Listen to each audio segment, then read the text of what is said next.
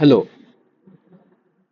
आपण 11वीची जी NCERT आहे physical जिओग्राफीची, त्याचा हा आपण तिसरा चॅप्टर सुरू करतोय. पण याच्या आधी आपण जो दुसरा चॅप्टर होता त्याच्यामध्ये काय शिकलो, की आपल्या युनिव्हर्सचा उगम कसा झाला, त्याच्यानंतर आपल्या सोलर सिस्टीमचा उगम कसा झाला, त्याच्यानंतर आपल्या पृथ्वीचा उगम कसा झाला, त्याच्यानंतर आपल्या पृथ्वीचं इव्होल्युशन कसं झालं, इव्होल्युशन ऑफ अवर अर्थ. तर या अर्थच्या इव्होल्युशनमध्ये आपण तीन गोष्टी शिकलेलो. पहिलं म्हणजे ॲटमॉस्फिअर, लिथोस्फिअर आणि हायड्रोस्फिअर. या तीन गोष्टीवरून आपण आपल्या अर्थचं इव्होल्युशन शिकलो. ठीक आहे. आता या चॅप्टरमध्ये आपण आपल्या अर्थच्या आतमध्ये काय आहे ते बघू. तर हे काय म्हणतायत की आपली जी म्हणजे आपण जिथे राहतो, जे सरफेस आहे, ज्या सरफेसवर राहतो ते दोन गोष्टीपासून बनलेलं आहे. म्हणजे त्याच्यावर दोन गोष्टींचा प्रभाव आहे. पहिली म्हणजे बाहेरून येणारे फोर्सेस आणि दुसरी म्हणजे आतून येणारे फोर्सेस. बाहेरून येणाऱ्या फोर्सेसला काय म्हणलं यांनी, एक्झोजेनिक, आणि आतून येणाऱ्या फोर्सेसला काय म्हणलंय, एंडोजेनिक. ह्याच्यावर पुढच्या चॅप्टरमध्ये खूप जास्त आहे, पण ह्याच्यात एवढं समजून घ्या. बाहेरून येणारे फोर्सेस एक्झोजेनिक, आतले एंडोजेनिक. एक्झोजेनिक फोर्सेस कोणते आहे, हवा, पाणी वगैरे वगैरे, किंवा ग्लॅशियर्स. एंडोजेनिक फोर्सेस कोणते आहेत, अर्थक्वेक झालं, व्होल्कॅनो झालं. हे आतून येतात आणि आपल्या पृथ्वीला, म्हणजे आपला जो सरफेस आहे त्याला काहीतरी वेगळं करतात. म्हणजे समजा व्होल्कॅनो आला तर इथं काहीतरी डोंगर काही किंवा पर्वत काहीतरी बनेल, किंवा इकडे हवा आली, हवेने काय होईल की ह्या डोंगराचं इरोजन होईल. ह्याच्याप्रमाणे आपली जे लँडस्केप आहे ते बिल्ड होत असतं. ते बघा, एक्झोजेनिक आणि एंडोजेनिक प्रोसेसेस आहे, आणि हे शेप आपलं लँडस्केपला आपल्या शेप करतात. मग नंतर काय म्हणतात की आपली जी ह्युमन लाईफ आहे, आपली जी लाईफ आहे, आपली लाईफस्टाईल आहे, ती हे जे लँडस्केप बनलेले आहे ह्या गोष्टींपासून, त्याच्यावर डिपेंडेंट राहते. आता विचार करा की समजा नॉर्वे आहे आणि भारत आहे. नॉर्वे खूप थंड प्रदेशात आहे, आणि आपलं नॉर्वे सोडा, भारतातच पकडा. भारतामध्ये हा भारत आहे. भारतामध्ये इथे हिमालय आहे. हिमालयाच्या आजूबाजूला जे लोक राहतात त्यांचं राहणीमान वेगळं आहे, आणि ह्या किनारपट्टीवर, आपल्या कोकण किनारपट्टीवर जे लोक राहतात त्यांचं राहणीमान वेगळं राहणार. हे खाणार पिणार काय, मासे वगैरे. हे काय खाणार पिणार, तिथे जे काय भेटत असेल ते. कपडे घालणे वेगळं, म्हणजे जवळपास आपली सगळी लाईफस्टाईल वेगळी असणार. तर हे तेच म्हणत आहेत की आपली ह्युमन लाईफ आहे ही influence by physiography of the region.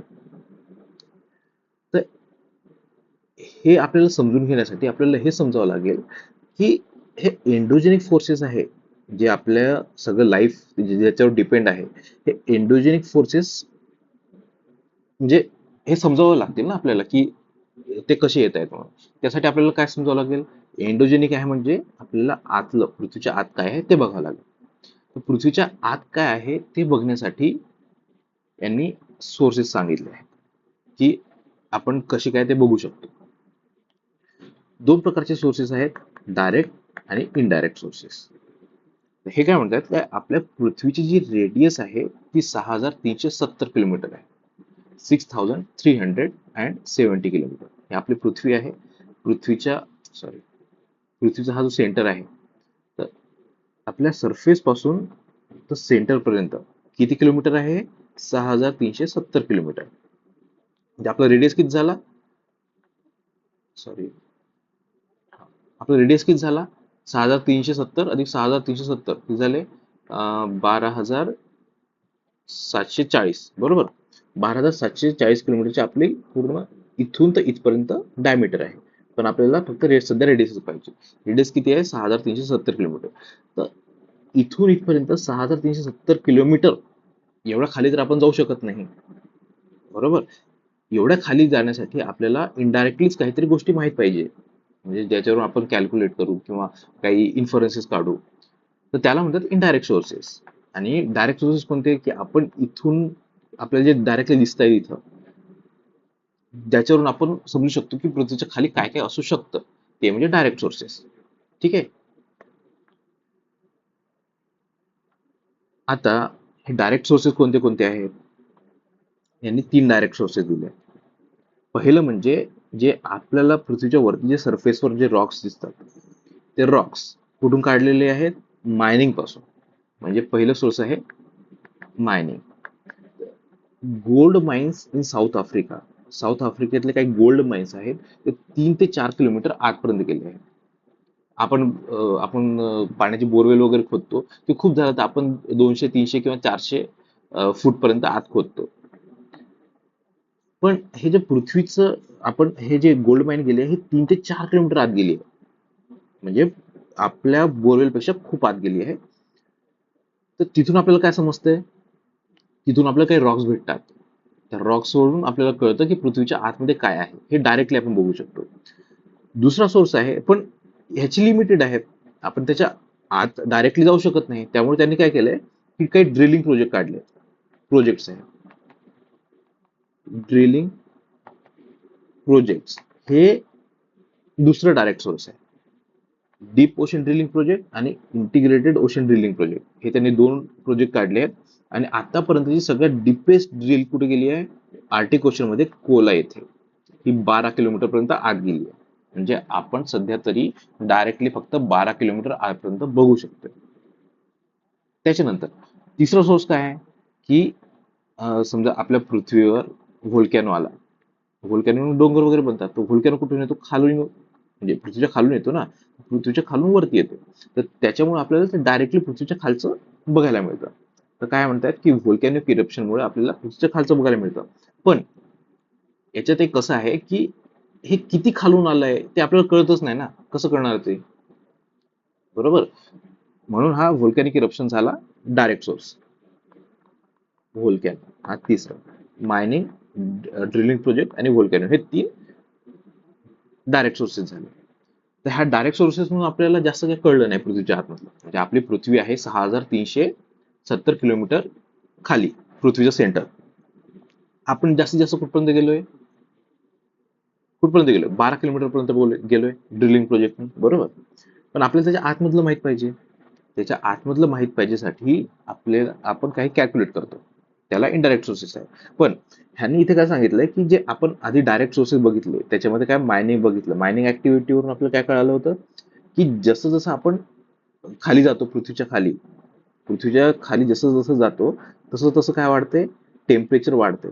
हे पृथ्वीच्या खाली जसं जसं जातोय तसं टेम्परेचर वाढतंय, प्रेशर वाढतोय आणि डेन्सिटी पण वाढते. हे बघा, mining activity that temperature and pressure increases with the increasing distance from the surface towards the interior in the deeper depths. मी हेच सांगितलं तुम्हाला, बरोबर. Moreover, density of the material also increases with depth. आता हे एवढं जे आहे याच्यावर एक प्रश्न आलाय एमपीएससी मध्ये. एमपीएससी राज्यसेवेला डायरेक्टली प्रश्न आहे. डायरेक्ट प्रश्न की correct about interior of the earth. Interior of the earth विषयी खरं म्हणजे बरोबर काय ते सांगा विचारत आहे. तर पहिलं स्टेटमेंट काय म्हणत आहे की टेम्परेचर फॉल्स. एक मिनिट, सॉरी. पहिलं म्हणत आहे की temperature falls with increasing depth. काय म्हणत आहे की टेम्परेचर हे खाली जात आहे जशी जशी डेप्थ वाढत आहे. दुसऱ्यांदा काय म्हणतात? Pressure falls with increasing depth. जशी जसं आपण खाली जातोय तसं तसं प्रेशर कमी होत आहे. तिसरं काय म्हणत आहे? Temperature rises with increasing depth. Temperature हे वाढत आहे जसं जसं आपण खाली जातो. चौथं म्हणतात pressure remains constant with varying depth. म्हणजे आपण कुठेही गेलो कसंही गेलो तरी प्रेशर सेमच राहील. पण आपण इथे काय वाचलेलं आताच की जसं जसं आपण खाली जातोय टेम्परेचर वाढतंय, प्रेशर वाढतंय, डेन्सिटी वाढते. इथे बघा, हे कुठे आहे? टेम्परेचर वाढतं कुठे आहे? तिसऱ्या स्टेटमेंटमध्ये. तिसरं स्टेटमेंट बरोबर आहे. The temperature rises with increasing depth. बरोबर. हा डायरेक्टली प्रश्न आलाय. आता याच्यानंतर काय येऊ शकतो? डेन्सिटी वाढते की कमी होते किंवा प्रेशर वाढतो की कमी होतो हे पण विचारू शकतो. आता हे झालं डायरेक्ट सोर्सेस. आता इनडायरेक्ट सोर्सेस वर येऊ आपण. इनडायरेक्ट सोर्सेस मध्ये काय आहे? सगळ्यात पहिलं म्हणजे मेटेऑर्स. मेटेऑर्स काय आहेत की जे आपल्या पृथ्वीवर बाहेरून जे काही दगड वगैरे येतात, मोठे मोठे दगड वगैरे येतात, ते म्हणजे मेटेऑर्स. आता हे मेटिओर्स कसं काय आपल्या पृथ्वीच्या आतलं बघण्यासाठी उपयोगी कसं काय आहे? आता तुम्हाला याच्या आधीच्या चॅप्टरमध्ये सांगितलं होतं की आपली पृथ्वी कशी बनली. पृथ्वी कशी बनली? एक क्लाउड होता. क्लाउड म्हणजे नेबुला. नेबुलापासून आपली पृथ्वी बनली हे सांगितलं होतं. ह्या नेबुलामध्ये काय होतं? हायड्रोजन गॅसेस किंवा काही डस्ट पार्टिकल्स होते. बरोबर? हेच गोल गोल गोल गोल फिरत एकत्र आले आणि त्याच्यापासून आपली पृथ्वी बनली. मग सगळे डस्ट पार्टिकल्स एकत्र येऊन पृथ्वी नाही बनली. काही काही बाहेर राहिले. बाहेर छोटे छोटे दगड बनले ते. हे जे दगड बनले आणि ही आपली पृथ्वी बनली, हे एकाच मटेरियल पासून बनलं आहे. बरोबर? आणि हेच जे दगड आहेत हे नंतर आता पृथ्वीवर येत आहेत. ते झाले मेटिओर्स. हे जे दगड आहेत आणि आपली पृथ्वी बनली आहे एकाच मटेरियल पासून बनली असल्यामुळे आपलं ते म्हणजे एक इनडायरेक्ट सोर्स झालं की आपण आपल्या पृथ्वीच्या आतमध्ये पण तसलं काही असू शकते बाबा. हे बघा, material structure observed are similar to that of earth. बरोबर आहे, तेच सांगितलं तुम्हाला. Solid bodies developed out of material same as similar to our planet. तेच नेबुलामध्ये जे काय होतं ते त्याच्यापासून दोन्ही बॉडीज बनले आहेत. हे झालं पहिलं सोर्स. दुसरं इनडायरेक्ट सोर्स काय म्हणताय की ग्रॅव्हिटेशन फोर्स. आता तुम्हाला विचारलं की आपली अर्थ आहे, आपली अर्थ कशी आहे? तुम्ही म्हणाल सर्कल. नाही, आपली अर्थ सर्कल नाहीये. सर्कल कशी काय नाही आहे? आपल्या अर्थचा शेप आहे जिओइड, म्हणजे पृथ्वीसारखाच आपला शेप आहे की जे इक्वेटर आहे, इक्वेटर पासून थोडा बल्ज आला आहे आणि आपल्या जे पोल आहे हे पोलवर थोडं म्हणजे फ्लॅट आहे आणि इक्वेटरवर थोडा असा बल्ज आला आहे. अशी आपली पृथ्वी आहे. आता सेंटर पासून जर असं असल्यावर सेंटर पासून पोल पर्यंतचं डिस्टन्स काय असणार? कमी असणार. आणि इक्वेटर पर्यंतचं डिस्टन्स आहे हे जास्त असणार. ह्याच्यामुळे होतं काय की जे इक्वेटर आहे, इक्वेटरवर ग्रॅव्हिटी असते ती जास्त आणि सॉरी सॉरी पोलवर ग्रॅव्हिटी असते जास्त आणि इक्वेटरवर ग्रॅव्हिटी असते कमी. हा इक्वेटर आहे, इक्वेटरवर ग्रॅव्हिटी कमी आहे. पोल आहे, पोलवर ग्रॅव्हिटी जास्त आहे. आता हे कसं? हे फिजिक्स मध्ये शिकायला भेटतं, पण तुम्हाला एक थोडक्यात सांगतो की न्यूटन काय म्हणला होता की जो फोर्स आहे ग्रॅव्हिटेशनल फोर्स ते inversely proportional to distance between two bodies. म्हणजे आता M1 आणि M2 ह्या दोन बॉडीज आहे, ह्याच्यावर ते डायरेक्टली प्रोपोर्शनल असतं. पण इन्व्हर्सली प्रोपोर्शनल असतं हे ह्या दोघांमध्ये जे डिस्टन्स आहे ह्या डिस्टन्सवरून. म्हणजे समजा ह्या दोघांचं डिस्टन्स D आहे, तर ह्या डिस्टन्सला ते इन्व्हर्सली प्रोपोर्शनल करतं. म्हणजे बघा, आता ह्या आपलं सेंटर पासून तर आपलं पोल पर्यंतचं डिस्टन्स कमी आहे. जर ते डिस्टन्स इन्व्हर्सली प्रोपोर्शनल आहे ह्याचा अर्थ काय? ग्रॅव्हिटी जास्त असणार इथे आणि सेम इथे ग्रॅव्हिटी कमी असणार. बरोबर, इथपर्यंत कळलं? तर ह्याच्यामुळे कळतं आपल्याला की आपल्या म्हणजे काय म्हणतात त्याला, ग्रॅव्हिटेशन फोर्समुळे आपलं जे पोलवर आहे पोलवर ग्रॅव्हिटी जास्त आहे आणि इक्वेटरवर कमी आहे. आणि अजून हे काय म्हणतात की आता हे जे ग्रॅव्हिटी आहे ही ग्रॅव्हिटी आपल्याला कळली, पण कधी कधी काय होतं की हे जनरल फॅक्ट झाला हा. पण कधी कधी काय होतं की एखाद्या ठिकाणी आपल्याला वाटतं की इथं आता ग्रॅव्हिटी कमी आहे पण इथे ग्रॅव्हिटी जास्त येते. आपण ग्रॅव्हिटी मोजण्याचे काही यंत्र असतील त्याच्यामध्ये आपल्याला लक्षात येतं की इथं ग्रॅव्हिटी जास्त आहे बाबा. तर ते कशामुळे असणार? की तिथलं मास जास्त असेल. मास जास्त असेल तर तेवढसा पार्ट झाला, त्या तेवढ्याशा पार्टमुळे पूर्ण आपण जनरलाइज करू शकत नाही, पण त्या तेवढ्याशा पार्टला काय म्हणतात? ॲनोमॉली. हे जी ग्रॅव्हिटी ॲनोमॉली आहे, ग्रॅव्हिटी ॲनोमॉली मुळे आपल्याला कळतं की त्या पार्ट मध्ये काय आहे. इथपर्यंत ठीक आहे? जर जास्त ग्रॅव्हिटी असेल तर आपल्याला कळतं की ते जास्त मासची बॉडी आहे, म्हणजे जास्त डेन्सिटी असेल, जास्त डेन्स असलं काहीतरी असेल तिथं. ह्याच्यामुळे आपल्या अर्थच्या इंटेरियर मध्ये काय आहे ते कळतं. त्याच्यानंतर तिसरं आहे मॅग्नेटिक सर्व्हेज. मॅग्नेटिक सर्व्हेज म्हणजे काय? की जे मॅग्नेट आपल्याला माहित असतो, मॅग्नेटमध्ये काय चिपकतं? लोह. ह्याच्यासारखे जे बाकीचे धातू आहेत ते चिपकतात. तर मॅग्नेटिक सर्व्हेजने काय होतं की आपल्या पृथ्वीच्या आतमध्ये कुठे कुठे हे मॅग्नेटला चिपकणारे धातू आहेत ते बघायला, ते आपण याच्याने बघू शकतो मॅग्नेटिक सर्व्हेज. आता चौथं इनडायरेक्ट सोर्स आहे सेस्मिक ऍक्टिव्हिटी. सेस्मिक ऍक्टिव्हिटी म्हणजे अर्थक्वेक, आणि हे सगळ्यात इम्पॉर्टंट आहे. ह्याच्यावर बरेचसे प्रश्न येतात आणि ह्याच्यामुळे आपल्याला पृथ्वीच्या आतमध्ये काय आहे ते कळतंय. कशामुळे? अर्थक्वेकमुळे. त्या अर्थक्वेकसाठी आपण पृथ्वीच्या आतमध्ये बघतोय आणि पृथ्वीच्या आतमध्ये बघायसाठी आपल्याला अर्थक्वेकच कामी पडते. कसं ते सांगतो. हे बघा, अर्थक्वेक काय म्हणतात हे, की सेस्मिक वेव्हज आहे आणि शेकिंग ऑफ द अर्थ म्हणजे अर्थ जी हालते आपली, थरथर कापते, त्याला म्हणतात अर्थक्वेक. बरोबर. हे कशामुळे होतं, की एकदम सडनली एनर्जी रिलीज होते आणि ते वेव्ह जनरेट करते आणि सगळ्या डायरेक्शनला जाते, ह्याच्यामुळे आपल्याला अर्थक्वेक येतं. व्हाय डज अर्थ शेक, आपली पृथ्वी शेक का करते. हे बघा, release of energy along the fault. The fault काय आहे, फॉल्ट काय आहे हे आपल्याला पुढच्या याच्यात शिकायला भेटेल. मी तुम्हाला एकदम सिंपल मध्ये सांगतो. फॉल्ट म्हणजे काय आहे, की समजा आपला हा एक रॉक आहे पृथ्वीच्या आतमध्ये. समजा ही पृथ्वी आहे, पृथ्वीच्या आतमध्ये इथं हा रॉक म्हणजे हाच आहे. ठीक आहे. तर इथे एकदम फॉल्ट येतो. फॉल्ट म्हणजे इथं काय क्रॅक वगैरे जाते. ठीक आहे. तर आणि ह्याच्यावरती खूप सारं लोड आहे, खूप सारं लोड आहे ना ह्याच्यावरती. ह्याच्यामुळे काय होतं, की हा जो भाग आहे इकडे ओढला जातो, हा जो भाग आहे इकडे ओढला जातो. बरोबर, हा भाग इकडे ओढला गेला, हा भाग इकडे ओढला गेला. ह्याच्यामुळे काय झालं, पण पण काय होतंय, की हा जो वरती लोड आहे, हा लोड याच्यावर खूप जास्त फ्रिक्शन तयार करतोय, इथं फ्रिक्शन तयार करतोय, याच्यामुळे ओढलं जात नाहीये. पण एक वेळ काय होतं, की हा फोर्स आहे हा खूप जास्त होतो, इकडे जो ओढणारा फोर्स आहे हा खूप जास्त होतो आणि हे जे फ्रिक्शन आहे, हे फ्रिक्शन काय करू शकत नाही आणि इथं काय पडतो, गॅप पडतो. इथं गॅप पडतो. गॅप पडल्यामुळे काय होणार, हा फील होणार. गॅपमध्ये वरून काहीतरी हे हे जे आहे हे कोलॅप्स होणार इथे, किंवा इथं काहीतरी डिफॉर्मेशन तयार होईल. हे जे डिफॉर्मेशन आहे हे खूप मोठ्या प्रमाणात असतं. त्याच्यामुळे काय होतं, की इथं जी एनर्जी म्हणजे इथं एकदम सडनली काहीतरी झाल्यामुळं इथून काहीतरी एनर्जी रिलीज होणार.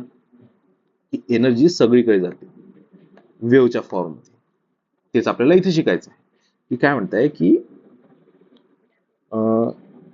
फॉल्ट म्हणजे काय, sharp break in crustal rocks. हे क्रस्टल रॉक्स आहे, ह्याच्यामध्ये एकदम ब्रेक गेलेला आणि ओव्हरलिंग रॉक म्हणजे ह्याच्या वरचं जे काय होतं ते काय लोड निर्माण करत आहे आणि फ्रिक्शन येते त्याच्यामध्ये. आणि हे आजूबाजूला जायचा प्रयत्न करतात इकडे इकडे. त्याच्यामुळे काय म्हणताय, की tendency to move apart at some point overcome this friction. आणि जे ब्लॉक्स आहेत ते डिफॉर्म्ड होतात आणि तिथून एनर्जी रिलीज होते. इथपर्यंत कळलं. ह्याच्यामुळे आपला अर्थक्वेक येतो. आता अर्थक्वेक जेव्हा येतो, समजा इथं ते क्रॅक गेलाय आणि इथं अर्थक्वेक आलाय पृथ्वीच्या आतमध्ये, इथून सुरुवात झाली आहे. आता ह्या जो सुरुवात झाली, ह्या पॉइंटला काय म्हणतात, फोकस. ठीक आहे. फोकस यालाच काय म्हणतात, हायपोसेंटर. आणि ह्याच्या वरती जो पॉइंट आहे एकदम सगळ्यात जवळचा जो पॉइंट आहे पृथ्वीवरच्या सरफेसवर, त्याला काय म्हणतात, इपी सेंटर. हे इम्पॉर्टंट आहे, याच्यावर प्रश्न विचारलाय, दाखवतो तुम्हाला. तर हे लक्षात ठेवायसाठी आपण कसं करायचं, की आता फोकस आहे म्हणजे याच्यात जो खालचा पॉइंट आहे जिथं होत आहे त्याला फोकस म्हणतात किंवा हायपोसेंटर म्हणतात. आता फोकस आणि हायपोसेंटर मध्ये काय आहे, ओ आहे. बरोबर. हा जो ओ आहे इथे, ओ म्हणजे काय, आपली पृथ्वी लक्षात घ्या. पृथ्वीच्या आतमध्ये जे आहे ते म्हणजे फोकस किंवा हायपोसेंटर. आणि इपी सेंटर मध्ये काय आहे, आय. दिसला आय. आय म्हणजे काय, आयचा जो वरचा टिंब आहे, हा वरचा टिंब पृथ्वीच्या वरती लक्षात ठेवायचा. मी असं लक्षात ठेवलंय, तुम्हाला याच्यापेक्षा सोपं काय सापडलं तुम्ही तसं लक्षात ठेवू शकता. मी तुम्हाला ज्याला कोणा लक्षात नसेल राहत त्याच्यासाठी सांगितलं, की इपी सेंटर असं लक्षात ठेवायचा, फोकसचा ओ म्हणजे खाली, फोकस किंवा हायपोसेंटर. आता ह्याच्यावर एमपीएससी प्रश्न काय विचारलाय बघा, point of origin of an earthquake is known as. Point of origin म्हणजे काय, आपण हे बघितलं होतं, की जिथं क्रॅक गेला आहे तो क्रॅक किंवा जिथं फॉल्ट आहे तो पॉइंट ऑफ ओरिजिन झाला, त्याला काय म्हणतात, फोकस किंवा हायपोसेंटर. आताच बघितलं आपण. तर आपण हे बघू, ऑप्शन बघू. पहिलं ऑप्शन काय म्हणतात, टेक्टॉनिक पॉइंट. असं तर कुठं आपण ऐकलं नाही. सेस्मिक फोकस, फोकस ऐकलंय पण सेस्मिक, सेस्मिक म्हणजे भूकंप, हा असू शकतो.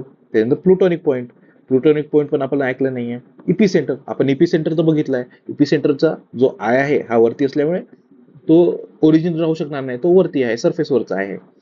तर इपी सेंटर पण नाहीये. उरला कुठला, सेस्मिक फोकस. तर असा डायरेक्टली याच्यावर प्रश्न विचारला आहे. ठीक आहे. त्याच्यानंतर येऊ आपण अर्थक्वेक वेव्हजवर. हा पण एक खूप इम्पॉर्टंट पॉइंट आहे, अर्थक्वेक वेव्हज.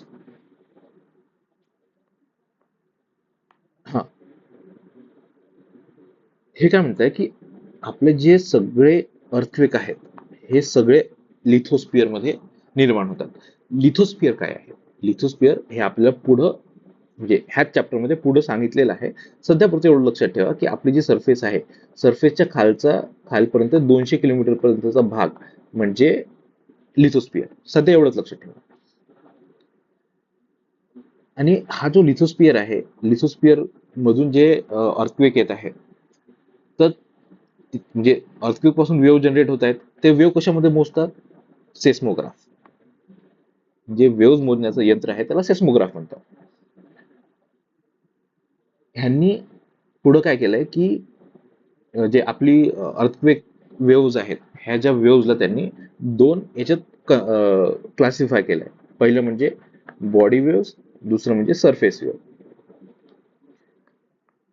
आता बॉडी वेव्स आणि सरफेस वेव्ह काय आहेत? आता ही आपली पृथ्वी झाली, इथून समजा फोकस आहे आणि इथून अर्थक्वेक निघाला. जेव्हा अर्थक्वेक निघतोय तेव्हा तिथून तो कशातून निघतोय? वेव्ज मधून. वेव्ज हे सगळीकडे जातात, इथे इथे इथे इथे सगळीकडे जाणार हे वेव्स.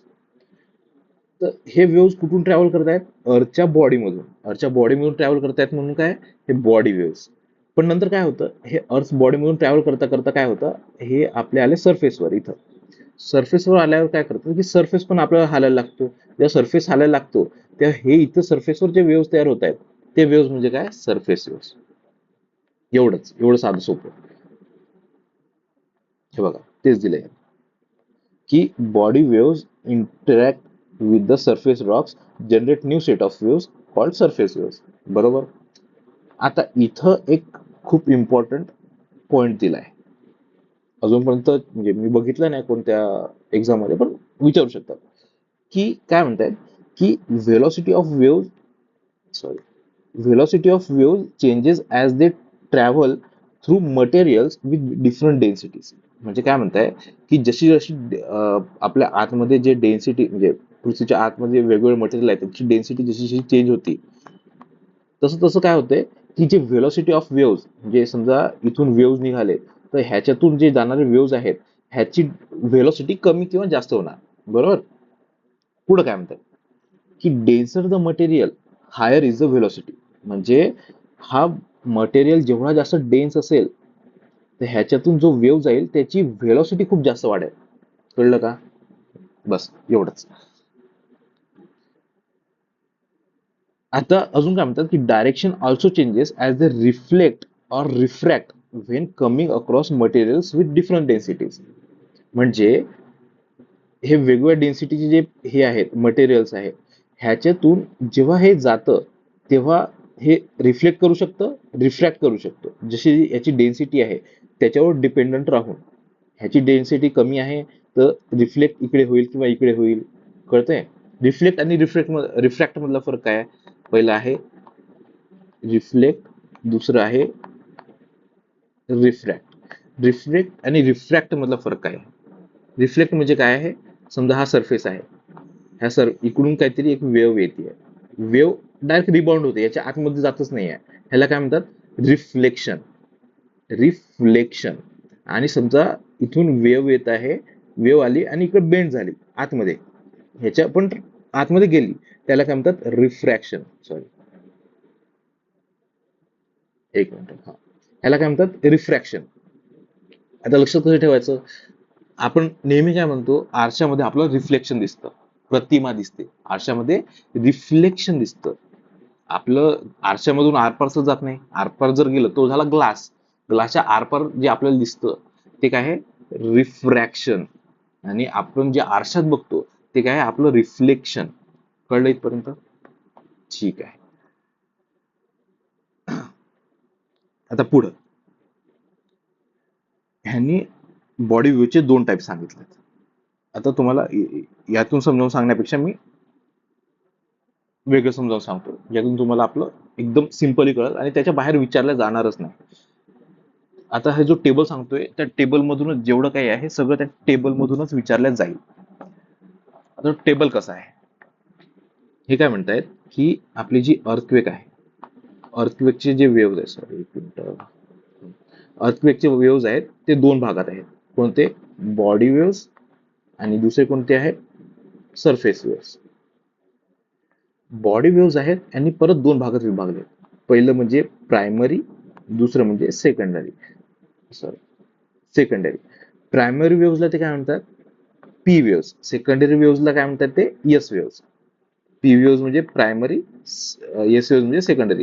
प्रायमरी आणि सेकंडरी काय म्हणतात त्याला? आपण मगाशी बघितलेलं की आपण वेव्स कशामध्ये मोजतो? सेस्मोग्राफमध्ये. सेस्मोग्राफमध्ये जे वेव्स मोजतो त्याच्या सगळ्यात आधी जी वेव्ह येते ती म्हणजे प्रायमरी, त्याच्यानंतर जी वेव्ह येते ती म्हणजे सेकंडरी. बरोबर? तेच आहे बघा. हे जो सेस्मोग्राफ आहे, सेस्मोग्राफ मध्ये काय दिलंय? सगळ्यात आधी कोणती? पी वेव्ह येते, त्याच्यानंतर एस वेव्ह येते आणि सगळ्यात नंतर कोणती? सरफेस वेव्ह येते. सरफेस वेव्ह आपण नंतर बघू. तर सगळ्यात आधी पी वेव्ह आणि एस वेव्ह मधला फरक काय आहे ते बघू. पी वेव्ह म्हणजे काय?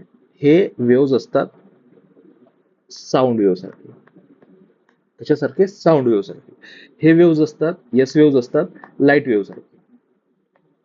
आता साऊंड वेव्ह आणि लाईट वेव्ह कसे असतात? साऊंड वेव्ह हे असतात, आपण फिजिक्स मध्ये शिकतो, कॉम्प्रेशन आणि रेअरफ्रॅक्शन. म्हणजे बघा, हे समजा ही वेव्ह आहे, वेव्ह आधी अशी जाते, नंतर एकदम कॉम्पॅक्ट होते, नंतर परत अशी जाते, परत कॉम्पॅक्ट होते. कळलं? स्प्रिंग, आपण स्प्रिंग जशी घेतो, जेव्हा आपण स्प्रिंग स्क्वीज करतो तेव्हा कशी होते? अशी अशी होते. जेव्हा आपण त्याला ओढतो स्प्रिंगला तेव्हा कशी होते? अशी अशी होते. बरोबर? परत आपण स्क्वीज केली की अशी अशी होते. ही जी वेव्ह आहे, कॉम्प्रेशन आणि एक्सपांड, परत कॉम्प्रेस होते. तर ही वेव्ह आहे, याला म्हणतात लॉन्जिट्युडिनल. ही लॉन्जिट्युडिनल वेव्ह आहे, ही साऊंड वेव्ह सारखी आहे. म्हणजे साऊंड वेव्ह आहे ही लॉन्जिट्युडिनल वेव्ह आहे, आणि अशीच वेव्ह असते कोणती? P wave. इथपर्यंत कळलं? आता ही एस वेव्ह ची लाईट वेव्ह कशी असते? म्हणजे लाईट वेव्ह कशी असते? ट्रान्सवर्स, साइन वेव्ह सारखी, खालीवर खालीवर जाणारी. बरोबर? ही वेव्ह आहे, अशी वेव्ह असते ही एस वेव्ह. आता हे प्रपोगेशन कसं दिसतंय आपल्याला? हे अशी जाते, हे कुठं आपलं समजा हे जे डायरेक्शन आहे आपलं, ह्या डायरेक्शनला क्रॉस करत नाही आहे ना, डायरेक्ट अशी अशी आपली आपली सरळ सरळ चालली आहे. बरोबर? म्हणजे ही काय जातीये? पॅरेलल टू आपलं डायरेक्शन आहे, डायरेक्शन ऑफ प्रपोगेशन, त्याला पॅरेलल जात आहे. बरोबर? तर म्हणजे दुसरा डिफरन्स झाला की हे parallel to direction of propagation. पण ह्याच्यात कसं आहे, ही समजा डायरेक्शन आहे, ह्या डायरेक्शन मध्ये यस वेव्ह कसं जातोय? खालून वर, वरून खाली, खालून वर, वरून खाली असं जातोय, इकडे जातोय. बरोबर? म्हणजे हे काय जाते की परपेंडिक्युलर दिसते हे, म्हणजे हे परपेंडिक्युलर अशी जात आहे. बरोबर? म्हणजे perpendicular to direction of propagation. कळला हा दुसरा डिफरन्स? तिसरा डिफरन्स, आणि हा सगळ्यात इम्पॉर्टंट डिफरन्स आहे, की जे पी वेव्स आहे, पी वेव्स हे सॉलिड, लिक्विड आणि गॅस ह्या तिघांमधूनही पेनिट्रेट करू शकतात. पण जे यस वेव्स आहेत हे फक्त सॉलिड वेव्स मधून पेनिट्रेट करू शकतात. यस फॉर सॉलिड हे लक्षात ठेवू शकतो. याच्यात कन्फ्यूज करायचे नाही की यस फॉर साऊंड, हे कन्फ्यूज नाही करायचं.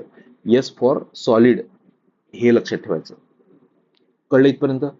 कळलं? ह्याच्या बाहेर प्रश्न विचारला जाणार नाही. आणि हा जो तिसरा डिफरन्स सांगितला तुम्हाला, हा सगळ्यात इम्पॉर्टंट डिफरन्स आहे. ह्याच्यावरून आपल्या पृथ्वीच्या आतमध्ये काय आहे ते कळतं. आता ते कसं ते पण सांगतो. आता हे बघा, आपली पृथ्वी आहे, पृथ्वीच्या समजा इथे अर्थक्वेक आला आहे, पृथ्वीच्या आतमध्ये काय आहे? कोर आहे मध्ये. बरोबर? हा जो कोर आहे, हा कोर, दोन कोर आहेत वरती. कोणता कोर आहे? लिक्विड कोर आहे आणि आतमध्ये सॉलिड कोर आहे. आता हे लिक्विड आणि सॉलिड कसं कळलं आपल्याला ते सांगतो.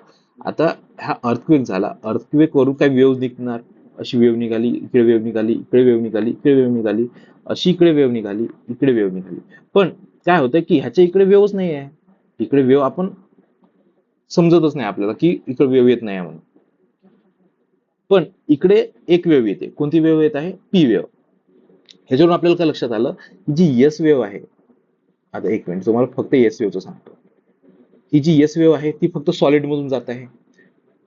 पण आपल्याला काय आहे, याच्या इकडे दिसत नाहीये. याचा अर्थ काय की ह्याच्या आतमध्ये पेनिट्रेटच होत नाहीये. याच्या आतमध्ये पेनिट्रेट होत नाही याचा अर्थ काय की हे लिक्विड असणार. साधं साधं म्हणजे सिंपल लॉजिक आहे की हे लिक्विड आहे म्हणून म्हणजे जी यस वेव्ह आहे याच्या आतमध्ये पेनिट्रेट करतच नाहीये. म्हणजे आपण काय सांगितलं होतं मगाशी मी, ही फक्त सॉलिड मधून पेनिट्रेट करते यस वेव्ह. बरोबर. त्याच्यावरून आपल्याला कळलं की आपल्या अर्थचा जो हा कोर आहे, आउटर कोर, तो लिक्विड आहे. आता आपल्याला हे कसं कळलं की आपल्या पृथ्वीचा जो इनर कोर आहे, म्हणजे आतमधला सगळ्यात आतमधला जो कोर आहे तो सॉलिड आहे, हे कसं कळलेलं आपल्याला ते पण सांगतो. ते सांगायसाठी आपल्याला पी वेव्ह कडे जावं लागतं. पी वेव्ह आपण मग अशी रिफ्लेक्शन आणि रेअर रिफ्रॅक्शन बघितलं होतं. तर एक मिनिट, तर आपली यस वेव्ह आहे, यस वेव्ह इथून रिफ्लेक्ट होत आहे डायरेक्ट. आणि पी वेव्ह काय होतं, इथून रिफ्रॅक्ट होत आहे. रिफ्रॅक्ट म्हणजे इथपर्यंत आली, परत अशी काहीतरी बेंड झाली, परत अशी काहीतरी बेंड झाली, परत अशी काहीतरी निघेल. बरोबर. ह्याच्या आतमध्ये जाते, म्हणजे याच्या हे जो इनर कोर आहे ह्याच्या आतमध्ये गेल्यावर काय होईल, परत काहीतरी बेंड होणार. पण याच्या आतमध्ये जाऊन परत बेंड होत आहे, ह्याचा अर्थ काय आहे, याच्या आतमध्ये परत रिफ्रॅक्ट होत आहे. दोनदा रिफ्रॅक्ट झाली म्हणजे काय, परत काहीतरी इथं वेगळं असणार आहे. पण काहीतरी हे जे रिफ्रॅक्शन आहे, हे रिफ्रॅक्शन कसं होतंय त्यावरून आपल्या सायंटिस्टने शोधून काढलं की आपला जो इनर कोर आहे ही आहे सॉलिड. आता हे सॉलिड आणि लिक्विड काय आहे, हे लिक्विड का बरं आहे, कारण की आपलं टेम्परेचर जसं जसं आज जातो एवढं जास्त आहे की ते याच्यामध्ये दोन गोष्टी असतात, फेरस फेरस म्हणजे लोह आणि निकेल, ह्या दोन गोष्टी पूर्ण मेल्ट होऊन जातात. इथे पूर्ण मेल्टेड हे आहे. पण आपलं मग त्याच्या आतमध्ये अजून जास्त टेम्परेचर असणार. पण ते टेम्परेचर एवढं जास्त असताना पण आपलं पृथ्वीची कोर ही सॉलिड का आहे? सॉलिड का आहे, कारण की जसं जसं आपण आत जातो तशी तशी डेन्सिटी पण वाढतं, हे पण बघितलेलं. तर ह्याच्या खाली एवढी जास्त डेन्सिटी आहे, एवढं जास्त प्रेशर आहे की ते सॉलिड बनून जातं. कळलं इथपर्यंत? हेच आहे आपल्या पृथ्वीचं अंतरंग. आता यांनी इथं सगळं हेच समजावून सांगितलं, मी फक्त तुम्हाला सोप्या भाषेत सांगितलंय. तुम्ही हे लक्षात ठेवलं, त्याच्यानंतर हे वाचलं, तुम्हाला डायरेक्ट कळून जाईल. हे प्रोपोगेशन पण सांगितलंय तुम्हाला. मी पृथ्वीच्या आतमध्ये काय सांगितलेलं, म्हणजे पृथ्वीच्या आतमध्ये कोर आहे ते आपल्याला कसं कळलं, ते कळलं आपल्याला शॅडो झोन वरून. मग अशी तुम्हाला सांगितलं की पी वेव्ह कसे मूव्ह करतात. तर आपल्याला जिथे पी वेव्ह भेटत नाही किंवा यस वेव्ह भेटत नाही, ते झोन कोणते झाले? Shadow zone. त्या झोनला शॅडो झोन म्हणतात. आता पी वेव्हचा शॅडो झोन कोणता आहे? 105 डिग्री ते 145 डिग्री फ्रॉम इपी सेंटर. 105 ते 145 degree from EP centre identified as a shadow zone for both. एक मिनिट,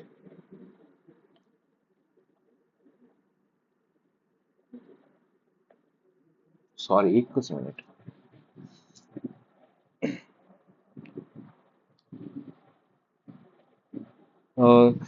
हा एका पार्ट मध्ये करतो, दुसऱ्या पार्ट मध्ये तुम्हाला परत याच्यासाठी दुसरा पार्ट करतो सध्या.